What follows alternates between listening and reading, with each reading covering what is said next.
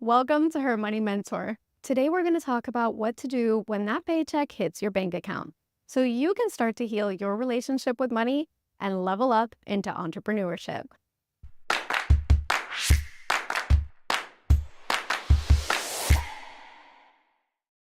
You just got paid and now you have a pocket full of cash.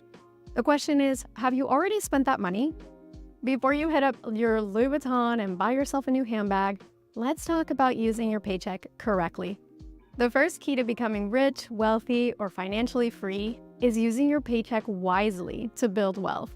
But that requires knowing what the heck to do with your paycheck. Everyone tells you that all you need to do is create a budget. But many Americans have a budget and most don't even use it. There's more to managing your money than just having a budget. That's why in this video, I'll walk you through the steps you need to take with your money as soon as you get paid so you can build your wealth faster. The first thing you need to do is have your income deposited directly into a master checking account. Remember that not every dollar you earn is every dollar you keep. The government takes its share of taxes from your income, or if you're self-employed, you're responsible for ensuring those taxes get paid. If you're responsible for paying your own taxes, transfer the correct percentage amount to a checking account or savings account that will prepare you for tax time.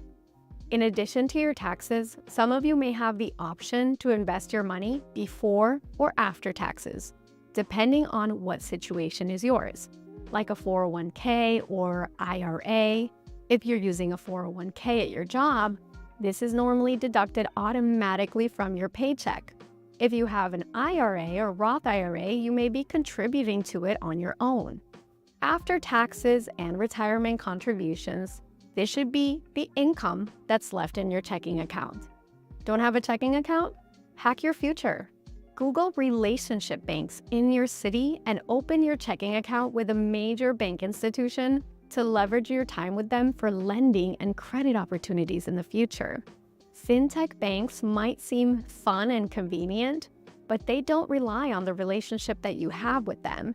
They're quite fly-by-night in relationship, and therefore, when you need an auto loan or a larger line of credit, those fintech banks are less likely to lend to you than your relationship banks that are local to you. With a checking account, you can set up direct deposit to avoid cashing checks and paying fees that waste money that you could be using elsewhere. Set reminders on your payday to verify your balance is due, and remind yourself to pay everything off on the same day if possible.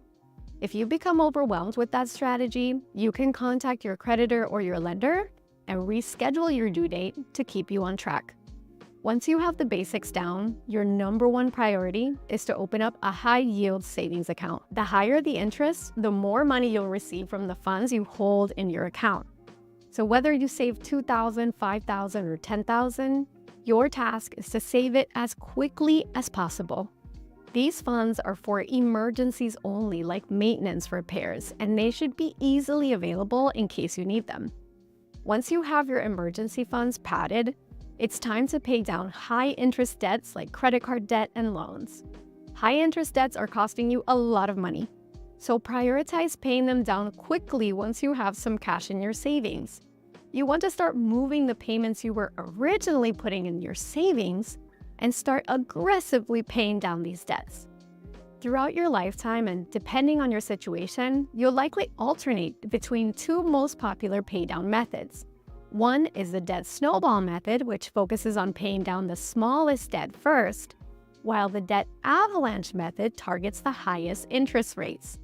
Choose the method that works best for you and stick to it.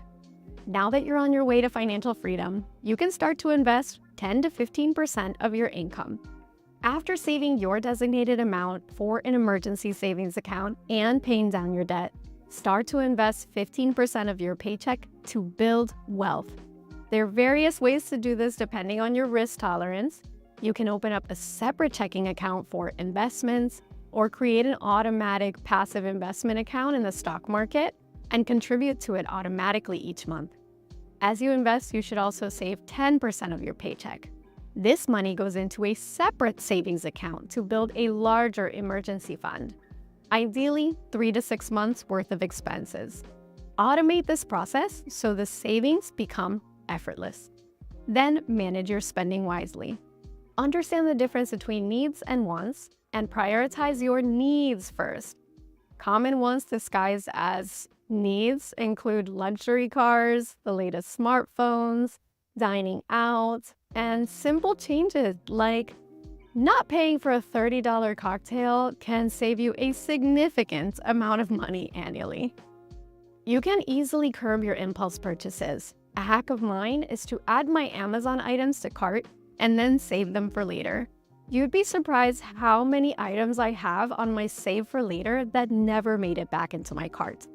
Waiting 72 hours before making a purchase to determine if it's a need or a want can be life-changing. Finally, buy back your time by making money work for you and maximize your time by outsourcing.